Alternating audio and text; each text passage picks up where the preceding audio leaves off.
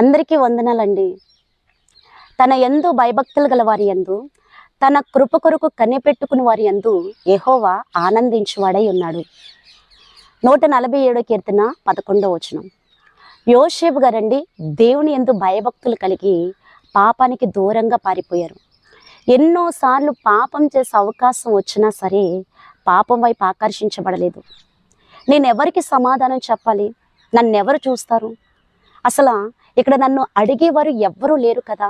పాపం చేస్తే ఏమవుతుందని పాపం చేయడం గురించి ఒక క్షణము కూడా ఆలోచించలేదండి.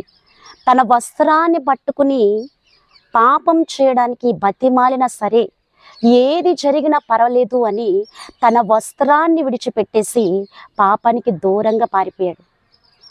దేవుని యందు ఎంత భయభక్తులు కలిగి జీవించిన యోసేపు గారి జీవితంలో ఆశీర్వాదం కలగలేదు, కానీ చెరసాల అనే శ్రమ కలిగి ఉన్నది. చెరసాలలో కూడా యోసేపు గారు ఆనందంగా వెళ్ళారు. అక్కడ కూడా దేవుని యందు భయభక్తులు విడిచిపెట్టుకోకుండా యథార్థంగా జీవిస్తూ దేవుని కృప కొరకు కనిపెడుతూ ఉన్నారు. దేవుడు యోసేపు గారిని చూచినప్పుడు అండి చాలా ఆనందించి యోసేపు గారి శ్రమలన్నిటిలో నుండి విడిపించి ఫరో ఎదుట దయను జ్ఞానమును యోసేపు గారికి అనుగ్రహించి ఫరో ఇంటికే యోసేపు గారిని అధిపతిగా నియమించాడు దేవుడు.